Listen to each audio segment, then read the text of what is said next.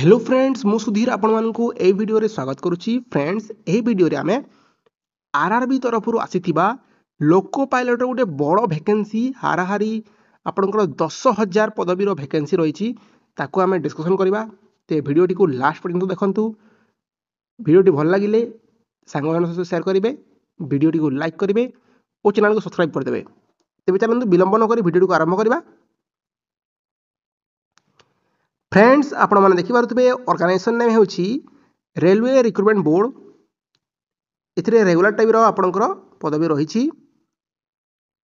एथिरे 9,900 पदवी रही लोको असिस्टेंट लोको पायलट रो। आपण यहाँ को ऑनलाइन मोड रे अप्लाई करेंगे। यहाँ को ऑल इंडिया कैंडिडेट माने अप्लाई करि पारिबे। यहाँ को both male and female apply करि पारिबे। एबे देखि नबा एजुकेशनल क्वालिफिकेशंस। फ्रेंड्स आपण माने 10वीं पढ़ी थिबे ता सहित यदि आपण माने आईटीआई किंबा डिप्लोमा करिसंती ताहेले एही पदवी को आपण माने अप्लाई करि पारिबे। एबे देखि नबा एज लिमिट। फ्रेंड्स आपण माने मिनिमम 18 रु 30 वर्ष बयस मध्य होइतिले एही पदवी को अप्लाई करि पारिबे। एथिरे रहितबा एज रिलेक्शन हेउची ओबीसी पई 3 वर्ष, एसटी एससी पीडब्ल्यूडी पई 5 वर्ष, एक्स सर्विसमैन मानक पई 5 वर्ष, पीडब्ल्यूडी प्लस एसटी एससी पई 15 वर्ष रही।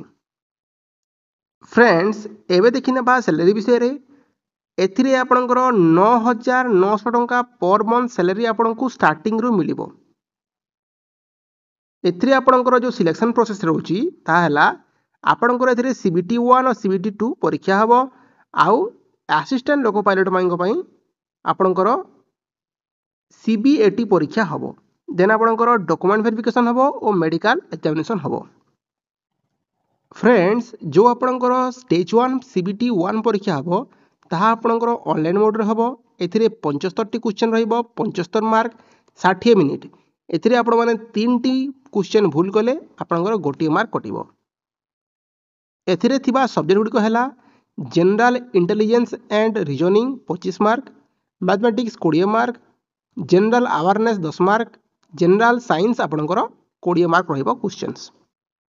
फ्रेंड्स आपनकर जो स्टेज 2 परीक्षा हबो सीबीटी 2 परीक्षा ताहा मध्ये आपनकर ऑनलाइन मोड रे हबो। एथिरे 175 टी क्वेश्चन रहिबो। पार्ट ए 100 टी और पार्ट बी आपनकर 75 टी क्वेश्चन रहिबो।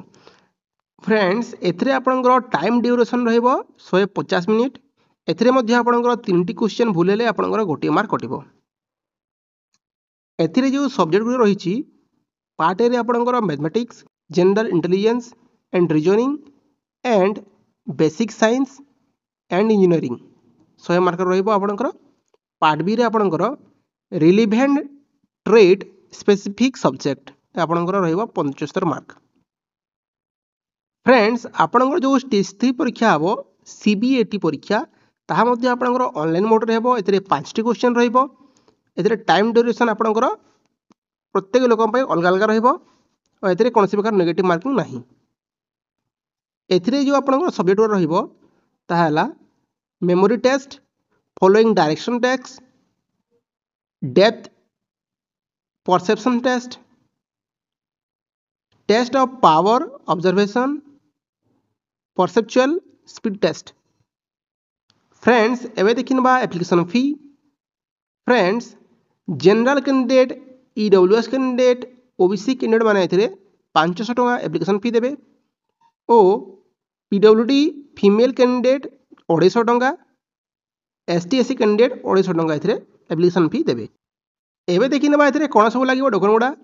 फ्रेंड्स आपनकर एथिरे आपनकर हाई स्कूल सर्टिफिकेट किंबा आपनकर higher qualification +2 IIT diploma certificate with marksheet, signature, caste certificate, Aadhaar card, residence certificate और आपनकर पासपोर्ट साइज फोटो एथिरे लागिवो। फ्रेंड्स यार अप्लाई डेट 10 एप्रिल आरंभ हो जिवो और यार लास्ट डेट हेउची आपनकर 9 मे रे आपनकर ता मध्ये रे आपण माने एही पदवी को अप्लाई करि दियंतु।